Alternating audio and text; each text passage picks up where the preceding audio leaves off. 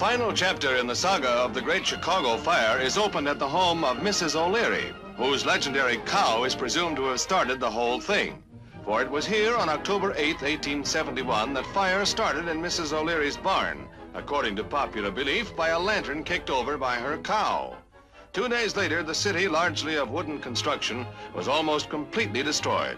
250 died and property damage was placed at $200 million as the fire was fought with this type of pumper. Now, 84 years later, Chicago has its revenge.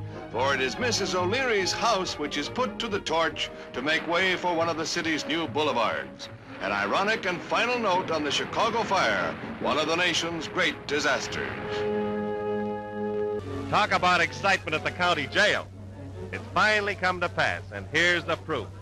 Mr. Alphonse Capone, alias Mr. Ralph Brown, alias the Big Shot, has met the enemy and he is theirs, on his way to the Dearborn Street station with an escort that'll do credit to a sultan. It won't be long now before the world's most notorious gangster will be only an offensive memory. And if he behaves himself while he's the guest of Uncle Sam in Atlanta, he'll be out again in only 7.5 years.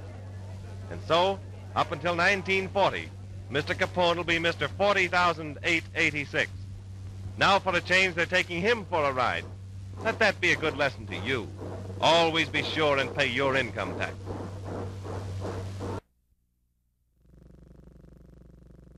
Chicago's motto, I will, might have been the watchword of the whole United States. I congratulate Chicago and its guests and wish the exposition unbounded success.